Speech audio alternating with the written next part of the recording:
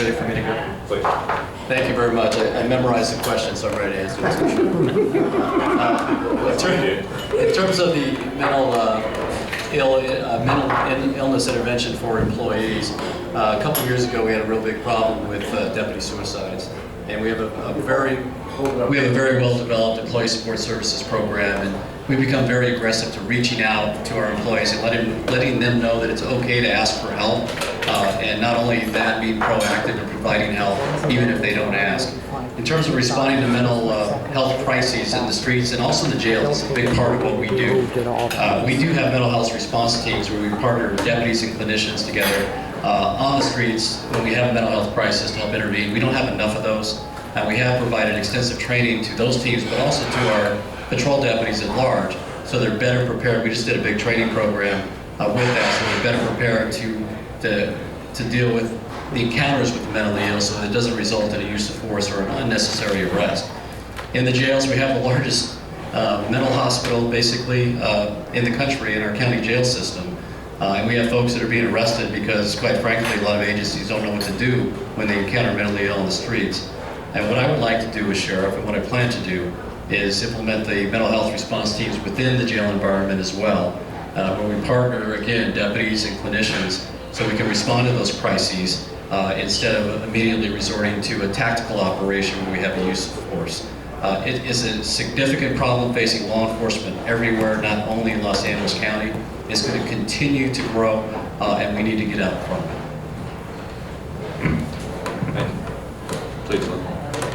Okay, I'd like to break this answer into two components. First is mental illness as it relates to the jails and custody. I think, as Sheriff Rogers said, law enforcement takes the mentally ill because there's nowhere else to put them and puts them into the criminal justice system for some small infraction, something they don't understand, they don't know what they did wrong. And as sheriff, I would lobby the Board of Supervisors to get the Department of Health or Mental Health to get a separate bed and a separate facility where those folks can be diverted from the criminal justice system and not go into the jail where they're forced to deal with conditions that only exacerbate their mental illness. Secondly, we put the deputies in the jail in a lose-lose situation by putting the mentally ill in there, because the deputies really don't have sufficient training to deal with the mentally ill. The situation escalates and then you hear about lawsuits or what happens there. The second thing is on patrol or in the streets and how the deputies interact with persons who suffer from mental illness. I'd want to see an intensive training component in the academy, and I want to see the deputies come out of the academy and go into the street and learn to deal with people, learn to de-escalate a situation, learn to get people resources they need, not come straight out of the jail, straight out of the academy and go into the jails. So I think mental illness is a disease, obviously, and we don't need to criminalize it and keep locking people up and just have this big circle, this big revolving door for the mentally ill. So I've used my position as sheriff as a bully pulpit, so to speak, to lobby for better health services for the mentally ill. Those responses were well said, and so since I'm last, there's not really much more to add other than I think there is uniformity on understanding the problems we confront with mentally ill patients that we confront. And so it's a matter of asserting effective policies. So it's one thing to know what to do, but as sheriff, you really know you need to be effective in making sure it's done, because you see uniformity in the belief of how to handle it, but there have been failures as far as actually implementing them. And so as sheriff, we need to make sure that we actually implement these policies that are a priority. It has to really do with prioritizing putting professionals who know how to deal with the mentally ill in a position to deal with them. And as Lou had mentioned, oftentimes you have young deputies who are not experienced with mentally ill. They do an excellent job in adapting to the situation, but we truly do need to put them in a position to succeed where we have mental health professionals working side by side with our deputies. And as far as having deputy sheriffs deal with their own particular mental crises, we have employee support services, Mr. Rogers had mentioned, that are very effective in dealing with these crisis situations. And we have policies where we ensure that after a critical incident or a crisis in the family or something to that effect, that they get appropriate services that are available. Okay, thank you all.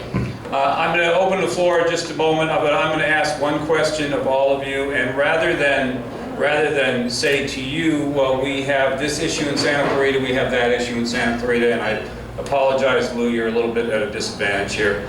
I'd like to know what you, as a candidate for sheriff, all of you, think about our community. What do you know about our community? What are the problems that you are aware of in our community? What are the good things, and where do you see the sheriff's department in our community? Because Los Angeles is one of the most diverse jurisdictions, if not the most diverse, and I'd like to know what you think for the issues here in Santa Clarita.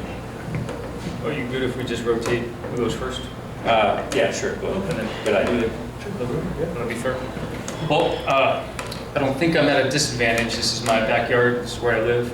I'm on the town council in Agua Dulce. Santa Clarita is where my kids go to school. And as far as what I think the issues are in Santa Clarita, you have the mental health issues. You have, we're talking just strictly criminal issues. You have the huge wash here where a lot of the mentally ill and the homeless go and stay, and we need to get them the services. And while the sheriff's department can't be social workers or mental health workers, they can marry them up, or the people that need the services, with the social services that are out there and match them up to get the services they need.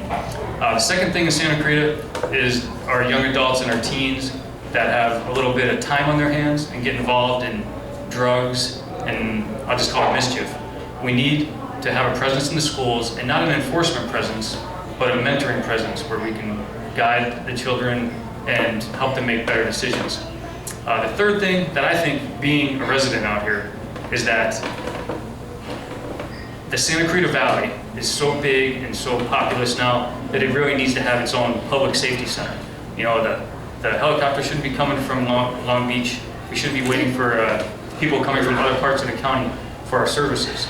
It should be a centrally located public safety center. I would like to see that happen. We need to make sure our priorities are consistent with our community here. I currently command all of the patrol operations. I'm aware of all the issues that are at hand for the Santa Clarita Valley. Expansion and growth is something that we need to forecast and plan in a smart way so that there's proper services available, public safety, mental health, all of the amenities that come with expansion of an area. We need to make sure that the Sheriff's Department is on board with understanding what is required to maintain and uphold public safety in a real and an effective way. And so we need to continue to stay abreast, to have the resources that are available right here at a hub. We have had critical incidents that have occurred here in the Santa Clarita Valley and in surrounding areas, and we need to have an immediate response capability through having resources here up north, and also have the ability to have our employees who choose to work here in their own community have opportunities that are here. Very good, thank you. I love this community. It's got one of the greatest lakes in the state of California, Castaic, and I love coming up here, and we're just talking about it driving up here this evening. Santa Clarita Valley, as was mentioned earlier, one of the safest cities in California, one of the safest cities in the nation. It needs to stay that way. It doesn't mean that there's not crime. Every community in this world has crime. That's why every community has a police department, and Santa Clarita is no different. I get all the Crime Stoppers tips in the county. I helped start that program. So I read every single one of them, including those for Santa Clarita. And I know that the problem may be a little bit exaggerated, but it was a very big concern to residents here, and that was the issue of juvenile use of heroin. And that continues to be a problem. We continue to get tips about folks that are dealing heroin and the high school kids that are actively engaged in using it.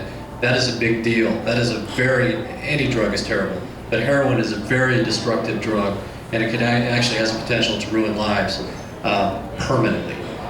The other thing that I think is really important is maintaining quality of life. And that's something that's very important to residents of the Santa Clarita Valley. You have a great community, you have great communities, but we want to keep it that way.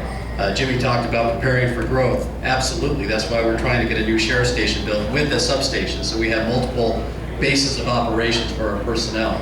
But the other thing is community policing. We need to have a true partnership between Santa Clarita Valley Sheriff Station and the community And what that's predicated on is forging that partnership to identify, prioritize, and develop solutions to quality of life issues that develop in neighborhoods. We have to have that communication, and we have to be proactive in terms of dealing with the issues that come up. The only way you can be proactive is listening to the people who live in these neighborhoods, because folks who live in neighborhoods know what's going on better than anybody else. As good as our deputies are, they can't possibly know the neighborhoods as well as you do. So to keep what we have here, the great thing we have going to Santa Clarita, and making it even better, community policing is key for that. Also, I don't want to arrest kids for using heroin. I want to divert them. I want to get them. I want to identify them, get them into treatment programs. I want to arrest the dealers. Great, thank you. You're all. Okay, start with some questions. I think you had one here. Yes, I don't need to stand, do I? Might want to, so we can hear your question. Actually, you know, I misspoke. I actually had comments, but I'm going to turn it into a question since I said it. First of all, let me just say that I'm the president of South Member Valley NAACP. We do service this area also. And my son happens to be an LA County Sheriff also. Mr. Humboldt, Dr. Sandra Moore told me to say hi to you when she knew I was coming to this. She's in the hospital. I went to see her Tuesday, and she said to tell you hi. She told me that she had high regard for you. As the president of the NAACP, what I'm hoping to do is, there are a lot of problems between the African American community and law enforcement.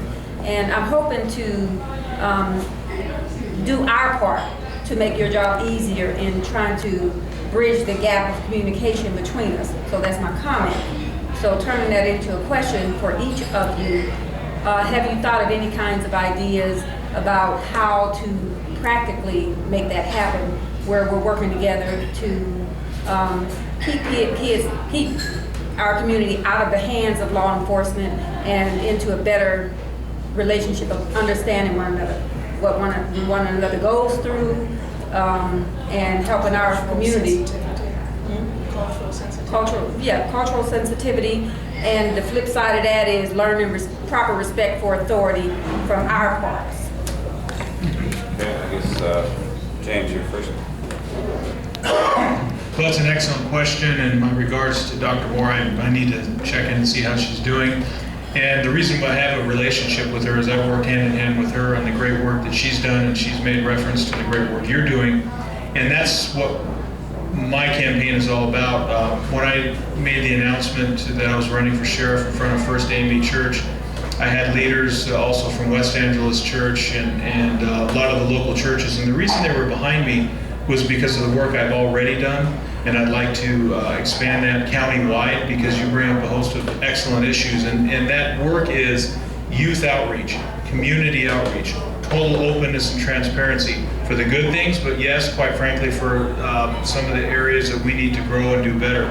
And so the specific plan to do that is by engaging our youth in their civic duties and responsibility, but they don't speak that language. I have 3 teenage sons, and if I start telling them about civic responsibility and duty, they look at me as if I'm crazy. But if I tell them that they can join the Sheriff's Explorer program, I get deputy sheriffs who enjoy athletics coaching at the local high schools, at the local schools.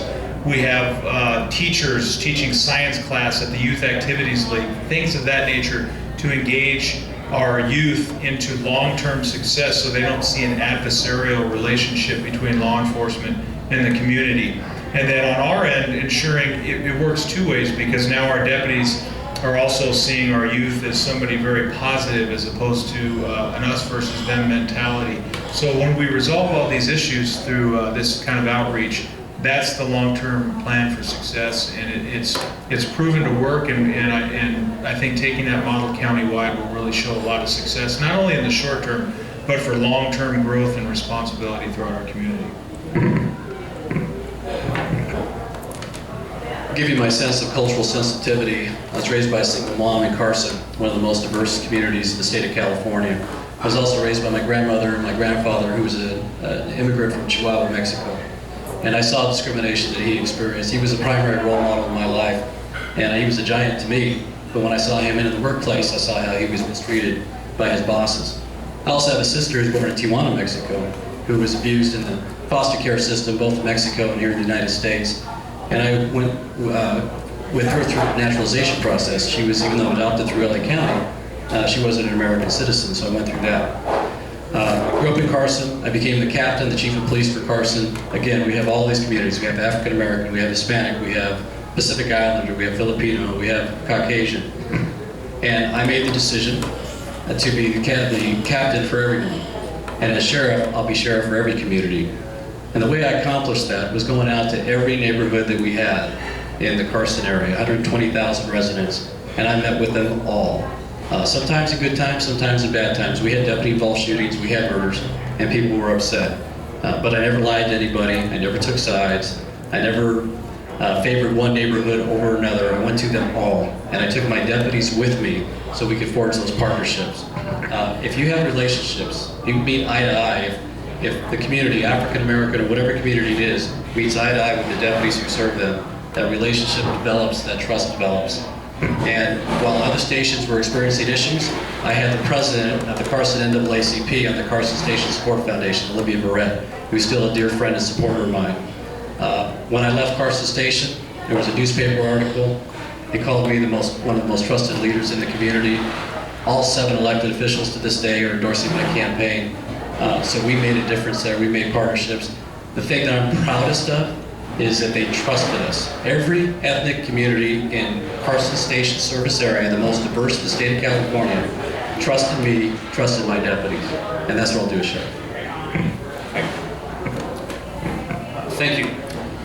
To bridge the gap and have a better understanding, and I covered this before, is I definitely want to see young deputies come out of the academy and not go into the jail where they get this us versus them mentality, meaning deputies versus the community, where they're interacting in a mindset that everybody's an inmate, so to speak. I want to see them come out of the academy, go out in the street, learn that they're doing with their sister, their mother, their cousin, and get involved in community policing. Learn to develop relationships and hold them accountable for going out in the community. And all too often, law enforcement, we like to get up there and tell the community what they think they need and what we think needs to be done. My expectation would be that my deputies and my command staff would go in the community and listen and find out what, it may be perceived a real issue, but to listen to what the issue is, because perception is reality. So I want to have open lines of communication, and I'd want to make sure that that communication was two-way, not just one way, coming from the Sheriff's Department. Is that everybody? Sure, go ahead. We don't have a lot of room there, so go ahead. It's okay. You're fine. Go ahead, shoot. Well, first of all, thank you guys for coming. I appreciate you being here. I do come from the perspective of the streets when it refers to people that have mental illness. I work with people, primarily I work with adults and their families. And so one of the things we talked about just this morning is how overwhelming and confusing it is to family members when they have a loved one that enters your system. Not even addressing what happens to them once they're in the system. So I'd like to know what your thoughts are about what you can do to,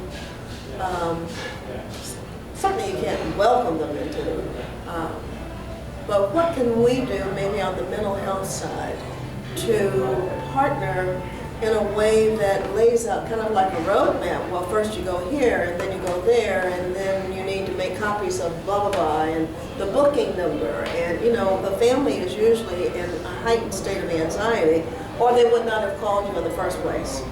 So there's the emotions that's attached to making the decision to call for law enforcement against, from their perception, one of their own children many times, or sibling. And what will be the outcome? And where do they go? And should they follow behind? Do they go? What's going to happen next? They don't really want them in jail, they just want control of the situation. So What are your thoughts as to how we can better partner, prepare families, maybe make a handout or something?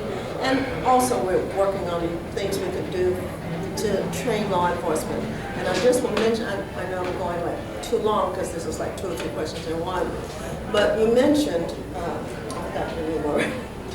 John? Todd. Todd, you mentioned that there's clinicians riding with law enforcement.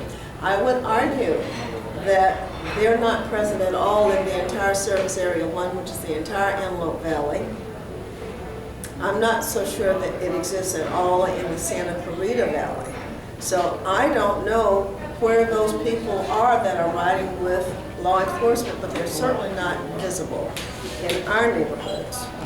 And so, you know, I commented earlier to one of the gentlemen about one of your own, Captain Ford, saying publicly in a meeting in Antelope Valley in December that was held on the sad state of mental health services in the Antelope Valley. And his comment was, fully 1/3 of all the 5150 calls that the LA County Sheriff Department receives are in 3 stations: Lancaster, Palmdale, and Santa Clarita. 1/3. That's huge, and we don't have anybody riding around with law enforcement. So, Okay, let's let him answer the question. Well, the resources we have are countywide teams. We don't have enough of them, and they do deploy countywide. So they do deploy to Antelope Valley, Santa Clarita Valley. It just depends on their availability, and it's an overwhelming problem. It's not just overwhelming for the families, it's overwhelming for us too, and it's a growing problem. What we need to do to respond to that is a continuum of services. The LA County Sheriff's Department can't do it by ourselves. Just like when I created the gang diversion team, I needed to reach out to community-based organizations to help me do that. We couldn't create those services within a sheriff's station, but we can partner with folks. And what I want to see, and what we need to do a better job of, is having that continuum from the time the deputy gets a radio call for service and we go out and intervene. Now, we don't always take people to jail. We try to take people to mental health hospitals to get them the 72-hour treatment or observation that they need. But sometimes arrests have to be made. But when that happens, I said earlier, I oversee the department's budget. What I'm doing now is providing resources to our custody division to create a mental health bureau. And that's to provide the services in custody. Could also liaison with family members of those in custody who have significant mental health issues. And then we need to have a further continuum of re-entry. Because eventually, people who come into our custody, all of them, whether they have mental illness or not, are going to go back into the communities. And our community transition unit needs to do a better job of, again, connecting with services that are on the streets to make sure that we close the loop on that. This has to be a community response to a community problem. It can't just be law enforcement. It has to be all of us working together. This has been a historic problem since Governor Reagan. We all know the history of it. We need to get back to recognizing this as a public health crisis, and we need to get folks into the treatment they need. Law enforcement, putting handcuffs on people is not always the best solution. Sometimes it's the only solution, but not always the best. And putting people in jail and creating Men's Central Jail or Twin Towers Correctional Facilities, the largest mental health hospital in the state of California, is not the solution. Thank you. I'd like to give you one specific detail where the deputies are in the street, because really that's what your question was about. What happens when the deputy gets there and they're dealing with a person with mental illness? There needs to be a huge paradigm shift, and we don't need to be reactive to people with mental illness. The family knows this person has this mental illness. This family knows that they can contact their local law enforcement agency and give them the history, give them the comments. I'm not talking about a huge medical history, but the basics, you know, don't use flashlights, that kind of thing. And that, the technology is there. We do it, at least in another law enforcement organization I know of. We do it for places that always make complaints against the officers. You can easily do it with the same technology, do it for people who suffer from mental illness. So that the deputy, the responding deputies, they know if they're gonna need 6 guys, or, you know, you may want one person that's well-spoken and can deal with the person. And they know what resources they need. The contact numbers are for the doctor. You know, the station can already be calling and getting that worked out. There just needs to be like I said, a paradigm shift, a change in how we do things. Instead of being reactive, okay, someone called 911, let's go there and deal with it, and the quickest way is to take them to Olive View or somewhere else and be done with it. We need to stop that. It needs to be more of a help or an assistance, not a straight to enforcement. Thank you. Yeah, the reality is all law enforcement agencies are placed in this same situation, so we have to be best prepared to have our frontline personnel deal with the mentally ill. At the end of the day, all agencies have to confront the exact same people. We've had incidents where law enforcement agencies are driving mentally ill people into another jurisdiction, and so that's not acceptable. We have to deal with reality and not pass the buck, so to speak. And the only way to do that is to educate and inform our law enforcement officers on how to deal with this situation. And then as sheriff, since you're an elected official, demand resources, demand that our jail facilities are not mentally ill hospital wards. And that's currently what they are. As you know, Twin Towers is bustling and overcrowding with mentally ill patients, and that's not the appropriate spot for them. They need to be with professionals who actually can deal with their needs. Thank you all. Okay, questions, Mark? Yeah. Hi, Mark Archuleta. Thank you, all three of you, for coming here tonight. Really appreciate it, and supporters and wives. So when I'm watching this race, I'm seeing a big division here on whether or not this is the direction that BACA has taken us. Is it an institutional problem, and therefore is it better to have somebody from the outside to solve it or somebody on the inside to solve it? So I'm interested in hearing your opinion on that. Well, I'll be glad to tell you my answer. And I can tell you what they're going to say. Okay, sorry. Well, I guess why, right? Obviously, why? Well, I think part of the problem, I'm an outsider. I don't want to attack anybody here tonight. And when I'm talking about the institution of the Los Angeles County Sheriff's Department. And that is, all organizations are resistant to change. What you always hear is that, why are we doing this? Well, that's the way we've always done it. And then everybody moves forward doing the same thing the same way. I think we're at a point with the Sheriff's Department where there's only been 4 sheriffs, now 5, since, 1932, where there needs to be an outside perspective and some fresh set of eyes that can look at things from a totally different point of view and say, well, why are we doing that?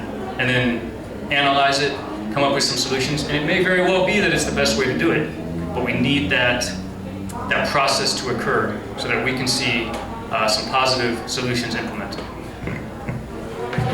Thank you. I think it's a fair question, and we should look at whether it's more effective to have an outsider or an insider. And at the end of the day, I think that's what the race comes down to. Is it better to have somebody who wants to bring in their perspective to the organization? And the question would be simply, do they understand the organization? Are they going to be able to implement those reforms?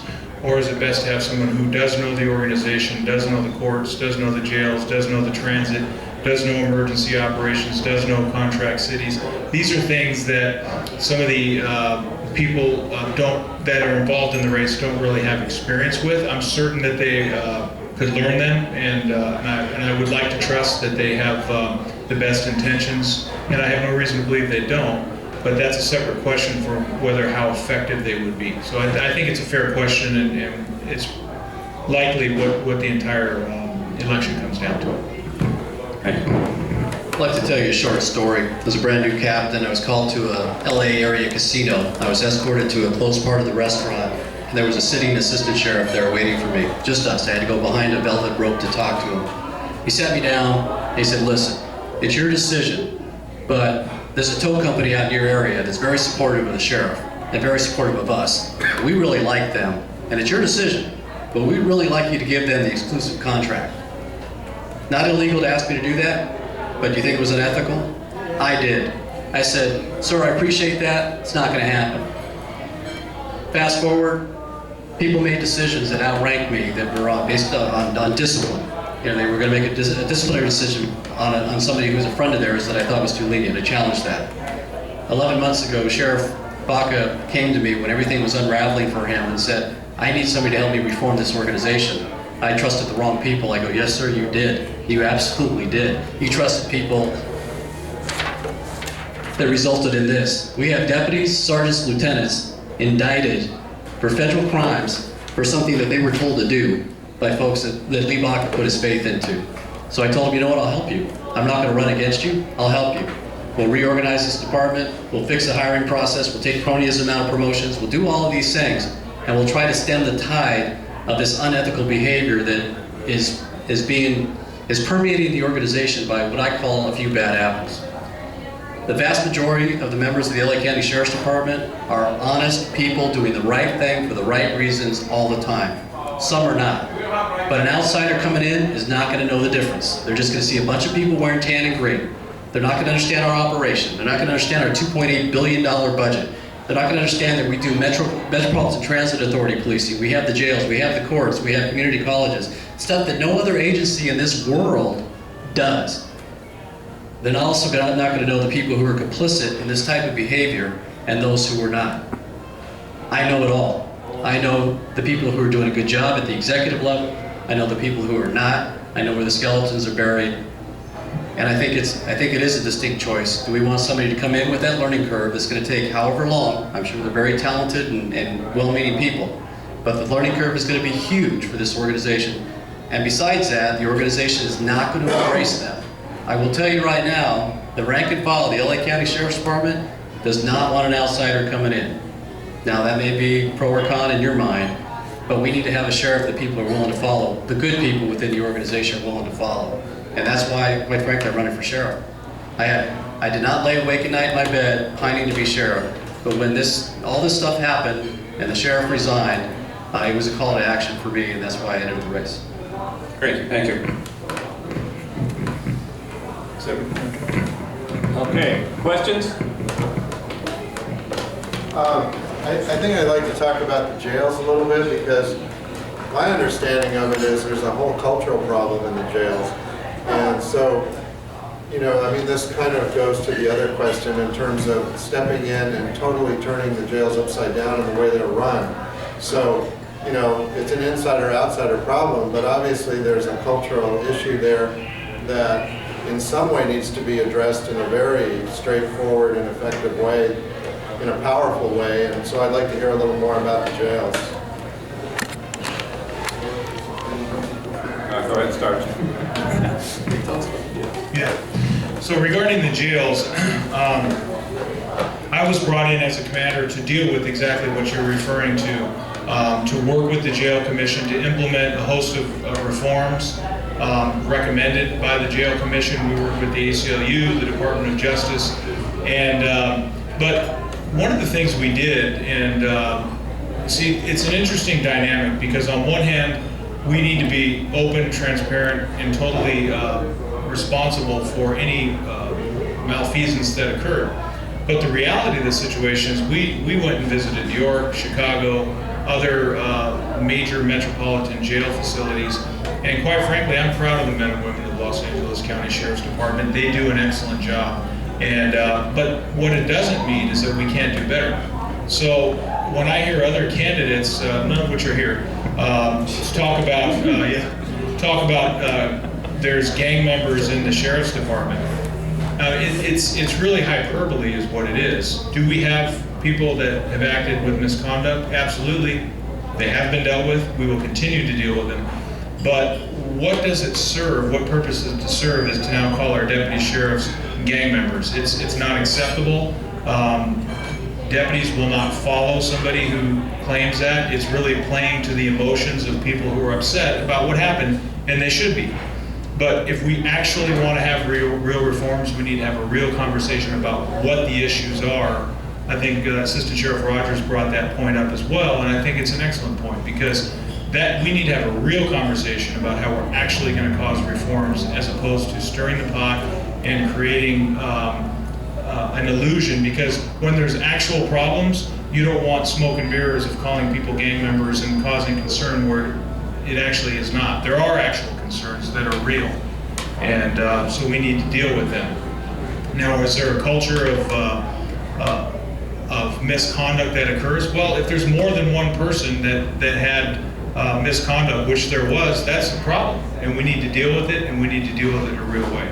And that's how I would do it. I would get in there and assert, but I would address real problems as opposed to get caught up in the rhetoric. Thank you. The jails is a big issue. I've been on this department for 29 years, and most of the time, not all the time, but most of the time when I see deputies get themselves in trouble, there's a supervisor that failed someplace. And I will tell you, in the jails, there were some cultural issues. We had the 3,000 boy clique. Everything's well documented in terms of the fight that took place at the Quiet Cannon between different floors of deputies. Unacceptable stuff. I'm going to attribute that to a catastrophic failure of leadership. And I say that a lot during this campaign because it applies to a lot of things we're dealing with. We had folks within the organization at the highest levels sending the wrong message. When you hear a conversation about, I want you to work in the gray area, and you have a captain say, well, we don't really have a significant gang problem in our area. Well, you better go find one. I mean, what kind of messaging is that? The messaging to command staff and rank and file deputies is that you're going to go out there and push the envelope. You know, this is our jail. We're going to do what it takes, do whatever it takes. And sometimes do whatever it takes isn't the appropriate thing. So there was a failure of leadership that was systemic and pervasive at Men's Central Jail. That facility has been run as is for years and years and years. Now, we knew we'd need a new jail, there's no doubt. But we didn't have these problems historically. We had them when we had a certain lineage of leaders that were in place. From, I'm going to say, from the under sheriff level down to the sergeant to the senior deputy level, that sent the wrong message to these deputies. And the deputy said, hey, you want me to go out there and be tough? You want me to kick butt and take names? All right, we'll do that. Instead of saying, you know what, let's use force as a last resort. Let's have force prevention as a priority. That should have been the messaging. And that's the messaging that's going on now. We have a new assistant sheriff overseeing the jail operation. Things are dramatically different in terms of the level of force being used. And going back to my earlier statement, 99% of the time, everything works well. People are running the facilities the way they need to be run. But we did have that period of time, and I'm not naive. We still have folks in the jails that probably don't get it and need to be dealt with. But the way we deal with that is through proper supervision. I had a deputy who was a member of a clique come out to my station and got fired and got his job back.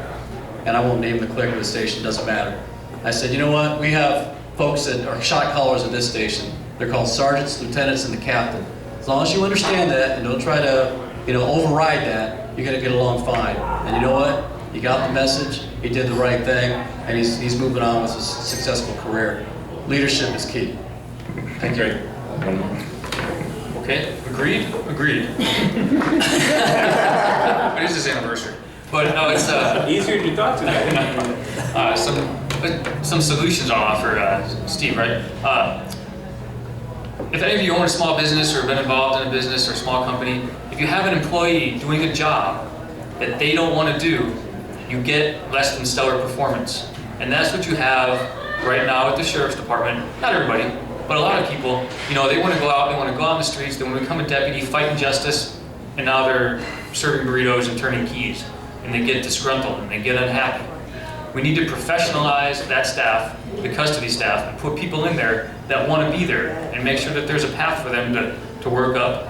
And obviously we're going to need deputies in there still for custody and transporting to courts, etc. But really, that's one solution. Another solution, and it's more big picture than the actual nuts and bolts of the Sheriff's Department, but 30% of the inmates in the jail could be out because they're pre-trial. They haven't been convicted of anything. So much for innocent until proven guilty. Is innocent until you can pay your bail.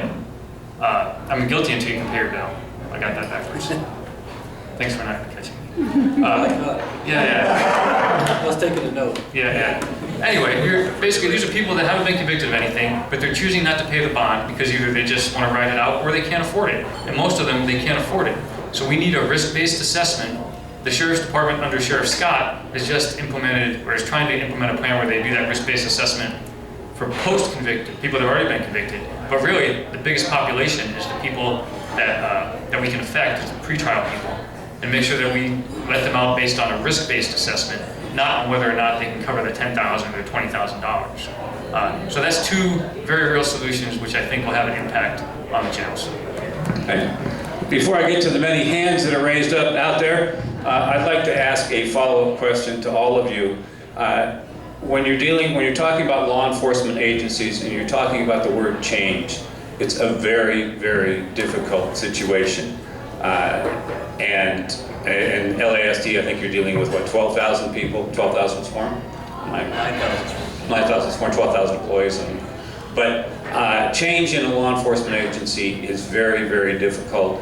When you talked about insiders and outsiders and so forth, LAPD is a good example because you've had, in the previous 3 chiefs, you've had 2 outsiders and 1 insider. One of the outsiders was not welcome, one of the insiders was not welcome, one of the outsiders was. I'm just saying that change is very difficult. You can throw that term around when you're talking about huge law enforcement agencies the size of LASD. Do you really have a serious plan to accomplish it? Well, I've lived through change, like you mentioned. 10, 12 years ago, we got the consent decree at the Los Angeles Police Department. Nobody wanted it. Everybody bristled about it, just like you heard some of the candidates say that the Sheriff's Department deputies don't want an outsider. And guess what? LAPD didn't want a consent decree, and they certainly didn't want an outsider. But as those expectations were held and implemented, and everybody was held to a standard, an unwavering standard, some of it because of a good chief, some of it because there's a federal consent decree, and really there was no choice. Eventually, everybody came along, everybody that thought the sky was falling, it wasn't falling. Everybody, the hard part, everybody wants to change, but nobody wants to change. That helped them get on that track to change, really those consent decree stipulations. And as sheriff, I'd implement my expectations, which are many, and not waver in those. I'd institute an unyielding stance against secretive and deceptive conduct, for one. And once that expectation is set and it stays, and I think people are going to, what's this guy going to do? And they're going to see what happens when someone crosses that line. And then that's going to get communicated, and we're going to keep moving forward. So really, that's how I see change happening, is through a constant set of expectations. Great, thank you. Yeah, you have to have constant follow through. I mean, it's such, as you had mentioned, a large organization that it has to be consistency, it has to be clear messaging through policy, supervision, training, and then oversight and accountability. Those are components that need to be taken into account. It needs to be consistent and clear to everybody in the organization, and there needs to be follow through, and that follow through takes place through the supervision and through the training, and then of course independent oversight. So that would be the plan. It's very simple and to the point. We need accountability. I talked about that. I'm going to do a report card on every command area that we have, internal and external assessment of our command officers, and we're going to make some changes. Like I said also earlier, I know who's doing a good job, I know who's not. Some changes are being made now with our interim sheriff. He's empowering Mr. Hellmold and myself to make recommendations about changes that need to happen. And those things are taking place. We need to create fairness within the organization. No more cronyism. We've got to take that out, whether it be with the hiring and promotional processes. I also agree with the independent oversight, but I want to engage in a collaborative reform process. A couple of years ago, the Las Vegas Metro Police Department had a problem with officer-involved shooting, and they knew that they were on a path to a consent decree. Now, consent decrees aren't always bad because sometimes they bring in badly needed funding, but sometimes they're very onerous in terms of implementation. So they decided to invite the Department of Justice in. And DOJ came in, they got a grant from the COPS office, and they worked with the police department and the executives and came up with 75 recommendations for reform that are either implemented or in the process. I want to do the same thing. I don't want to just invite the Department of Justice in. They're coming anyway, so I might as well just open the door for them. But I also want to invite best practices experts from throughout the country, if the world if necessary, to identify, look at all of our systems, all of our processes, see what we're doing well. We're going to find that we're doing some things extraordinarily well, but also find out where we're not doing so well. I want the LA County Sheriff's Department to be a laboratory for best practices for the entire nation, if not the world. We can do that. We're close. We have a lot of things that we set the standard on. We need to get better. So talk about systemic change. We're going to do that. We're going to open up. There are certain things we can't be completely transparent about because there are laws that protect confidentiality, personnel rules, and things like that. But to the extent that we can, that the law will allow, we're going to open the place up. We're going to have people come in and take a look.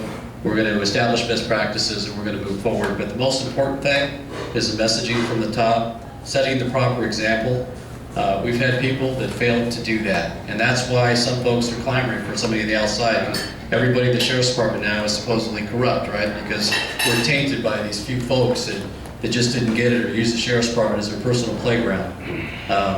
That's not the case.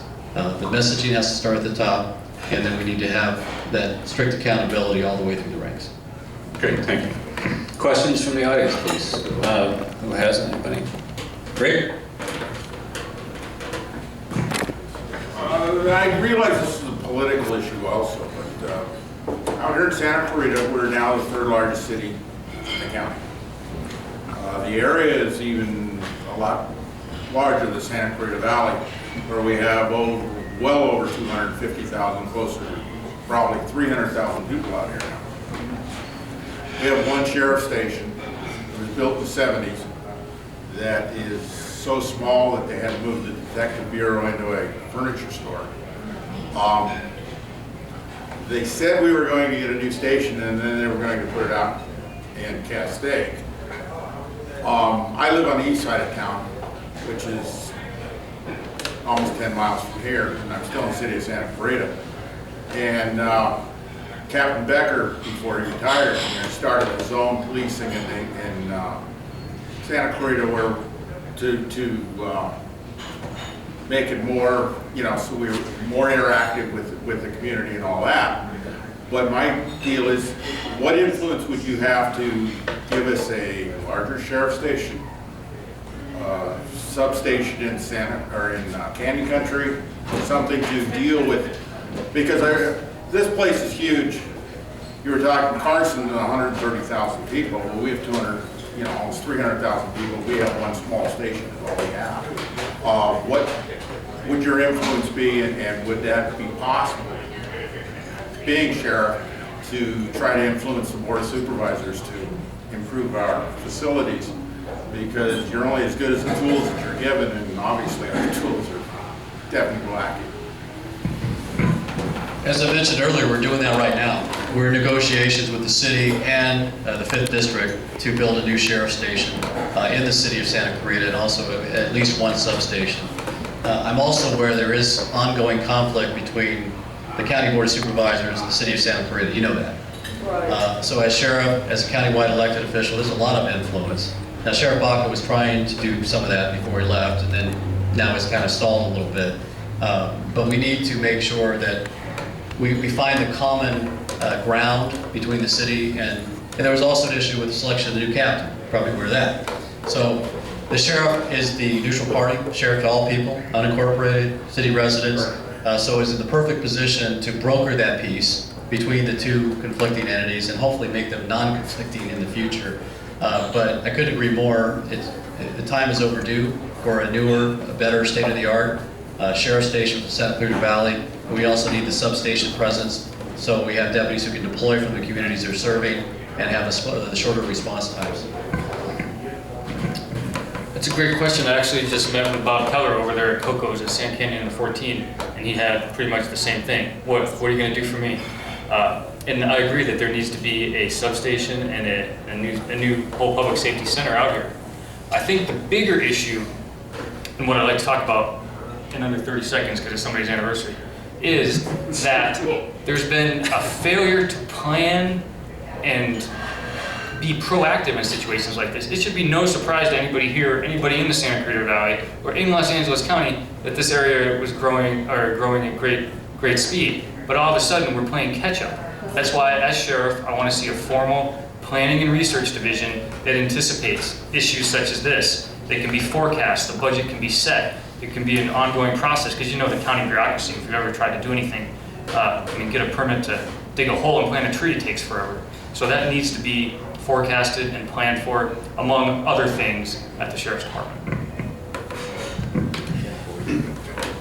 Yeah, it's an excellent point you bring up, and as you know, there's planning and forecasting that is going on for Golden Valley Station, Newhall Station, but we also need a substation, as you kind of described, to make sure that each community has immediate resources and has involvement. I mean, if we're here saying we need total involvement and influence with our community members, we have to provide that venue in order for that to occur.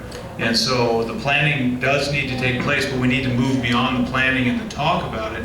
We need to bring the county entities and the city entities together and actually have an effective solution to get that done.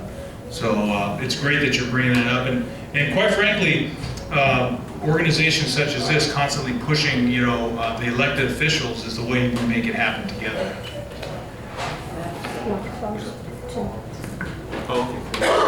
I'm going to ask Patty, you have a question?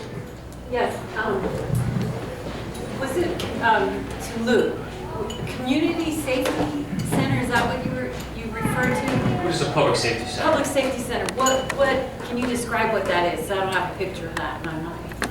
Well, to me, being a resident out here, and being a resident in what I call Never Never Land, which is Agua Dulce Acton, the Santa Cruz is closest, but Palmdale's coming, but they're out in Little Rock. I mean, it's bad. What I envision out here is a self-contained, fully functioning, centralized public safety center where it's the one-stop shop, where you can get the resources you need. A police station, I don't know how else to paint it for you, where those resources aren't coming from other parts of the county. The Santa Cruz Valley, and especially the Antelope Valley, have been the stepchildren, if you will, not the Sheriff's Department, but of the county as a whole. And the Sheriff's Department is a subset of that. So I want to see more centralized services here. I'm going to ask one more question briefly. It doesn't have to be a long answer. But as a person who deals with training, deals with law enforcement training in various areas, and for those of you that don't know, the training does not stop with the academy or the training officer. Law enforcement is mandated to do a great deal.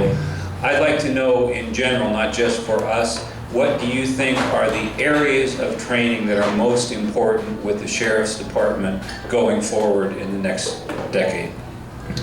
Well, we have to train ourselves to be adaptive and prepared to deal with the emergence of cybercrime, identity theft, and the new wave of crime that's coming in the future. We have to stay on top of that. We have to have safe and smart tactics. We have to equip our personnel to deal with school safety, because of the emergence of these incidents where people are coming in, not only in schools, but large malls and places like that. So we have to be able to respond to sudden emergencies such as those. We've already started that process, but we can always do better, and we will. The LA County Sheriff's Department does big things better than any agency in the whole world. We have a robbery in progress, we handle that better than anybody. We take people to jail at a rate higher than any. We find the criminals proactively. Sometimes we fall short when it comes to the little things, in terms of providing service or interacting with our community, or dealing with a speeding problem on your street.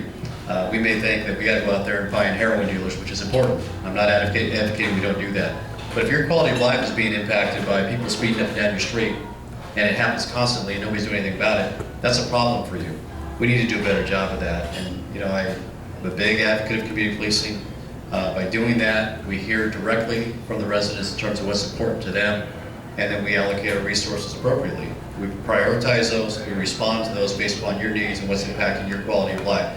Doesn't mean we ignore the big things. We still take dope dealers to jail, we still respond to calls, we do all those things, but we can always do better in terms of service orientation. When you call a sheriff's station, you ought to get an answer, you ought to promptly, and you ought to get somebody who's polite and not abrupt, and not like you're interrupting their day by calling the station. Even when I call the station, I get that. That is absolutely unconscionable. So those are the things that I think we need to focus our training on. Great, good answers. I think the number one thing that needs to be focused on is leadership training from the top level, assistant sheriffs, all the way down to the newest deputy. Leadership, how to be a leader in your community, how to be a leader at home, how to be a leader on the street with the people you interact with, and making ethical decisions and doing the right thing. A more global training, if you will. Just because you can write someone a ticket for eating a bagel on a bus bench, should you be doing that? I don't know. That might not be the best way to handle that. We need to empower our people to understand that the police are the public and the public are the police, and we're in this together, and we need to be able to make ethical decisions and do the right thing. Great, very good. One more. Mark? All right. So it seems to me that one of the things in order to solve a problem is to recognize the problem, and I'm a little disconcerted with what I'm hearing. So from you, I'm hearing that really this gang thing, it wasn't as big a deal, but I'm reading in the newspaper that these guys have tattoos that all match. And then from what I'm hearing from you is that Baca just trusted the wrong people. He was a rube, and these people took advantage of him. So it almost sounds like you're apologizing for him, and that you're not really addressing these problems. And we haven't even talked about the Section 8 issue. So I'm a little concerned. Okay, thank you for your concern, but please don't put words in my mouth, because I didn't say that I'm not concerned. What I said is they're not gang members because they have a tattoo. So certainly, as Democrats, we would protect first, right, constitutional right, which would be, are we now saying that people can't have tattoos? Now, I am concerned of misconduct and will not tolerate it. I'll tell you that right now. But that seems to me like a gang. If they're all wearing matching tattoos and they're involved in suspicious activity, that sounds like a gang to me. Okay. Well, it doesn't to you? I mean, isn't that one of the ways? Is that one of the ways that you identify gangs, though, is by their tattoos, right, and their affiliation? I'm focused on misconduct because what happens is, for example, you brought up the AV and the Section 8 issues that were there. The problem is the conduct of people. So you can have an opinion about tattoos and all that, and I can have an opinion. I don't don tattoos because I don't really approve of them. But the point is what's the conduct? We cannot tolerate misconduct. That's how we deal with it head on, as opposed to being sort of emotional about whether or not you or I approve of a tattoo, and I don't really see that as being the issue. I'm telling you right now, we do not accept misconduct by any of the deputies. We had terminations that occurred. We had heavy discipline that occurred. So I don't know how else to answer that question other than it's about the conduct. It's not about the tattoos that are there. Fair enough. Sheriff Baca owns the problems. He was the leader of the organization. When I'm sheriff, I'm going to own the problems. And if he was running for sheriff, this conversation would be totally different. I don't see a need. He's resigned. I held up this article. These deputies who are indicted point the fingers at Baca and Tanaka. And I will tell you unequivocally that if it turns out that Leroy D. Baca and Paul K. Tanaka directed these deputies to hide the inmate Anthony Brown from the FBI, they both should be prosecuted for that. Unequivocally. He's not running for sheriff. He's out of the equation. As far as I'm concerned with this race, he's old news. He's not working on behalf of my campaign. When he resigned, he said, I think Jim Hellmold or Todd Rogers should take my place. He hasn't raised a finger for me since. I haven't talked to the man since. I wish him well in retirement. He had 15 years within the organization. He ran it the way he thought. He professed values that I think are positive values. He's not a very pragmatic person, so the implementation was flawed. And yes, he put his faith in people to implement his vision that let him down. Let him down, let me down, let the entire organization down, because they were unethical, and in my opinion, they were engaged in criminal behavior. We can talk all night about examples of that, and I can talk to you offline about it too. So I'm not an apologist for Lee Baca. He owns what's happened in the last 15 years in the Sheriff's Department. I'm a 13-year member of the Lakewood City Council. I've been mayor twice. I'm going to be mayor the third time in a week and a half. I own what happens in the city of Lakewood. That's my responsibility. I can't shirk that responsibility. But again, if he was here, the conversation would be totally different. That sounded like an insider question. Okay. So, did you say you're a city council member in the city of Lakewood? I am, yes. You are. And so if you're elected sheriff, will you continue in that role? I will not.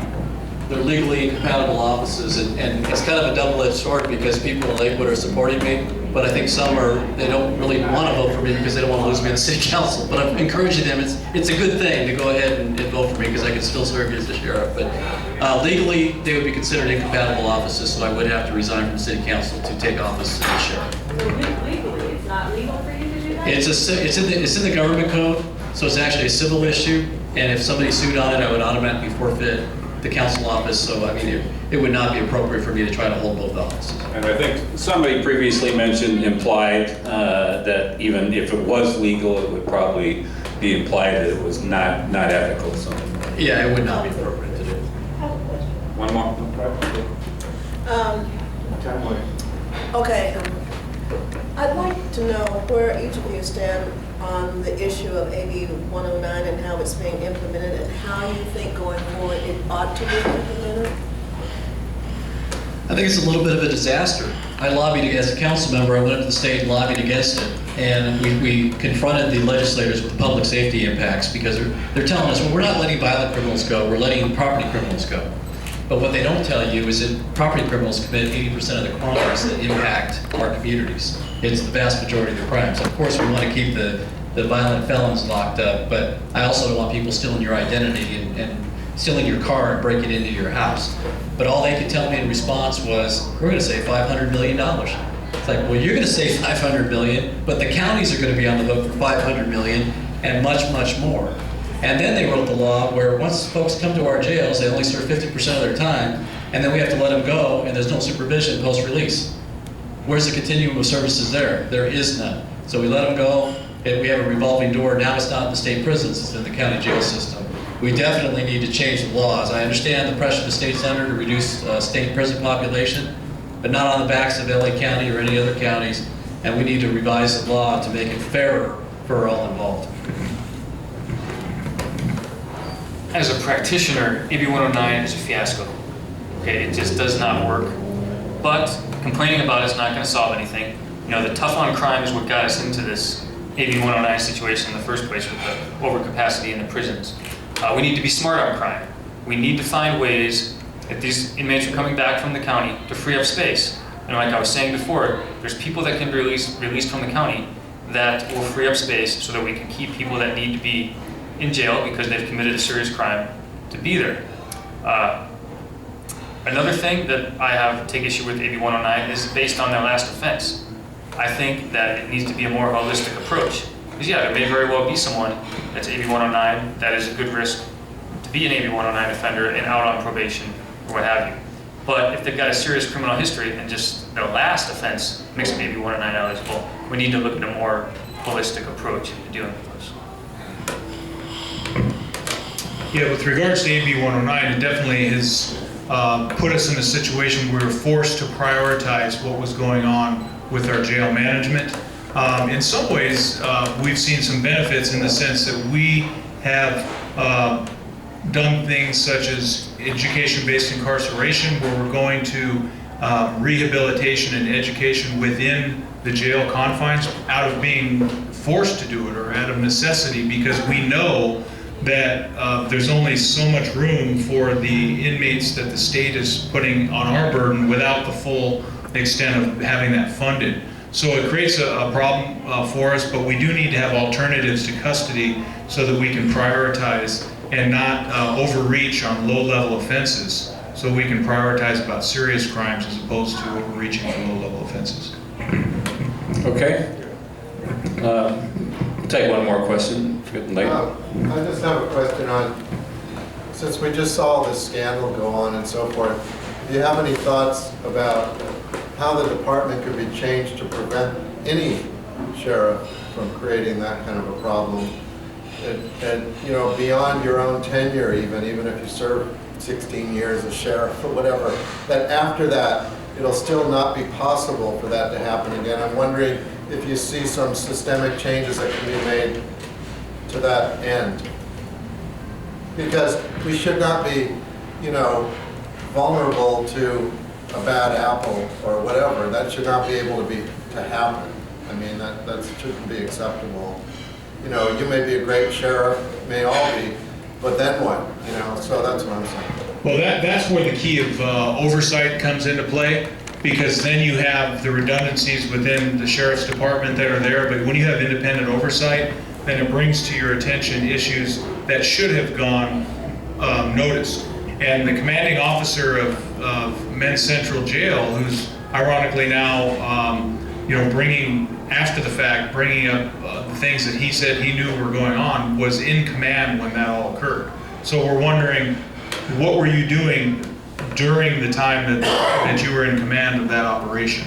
So it was failures of leadership and then failures of accountability to hold that person, and then the lacking of oversight to then bring it to the attention of what is it you're doing. So we need to have key inspectional aspects that trigger knowledge of the fact that you have failures of leadership and some of the things that had occurred.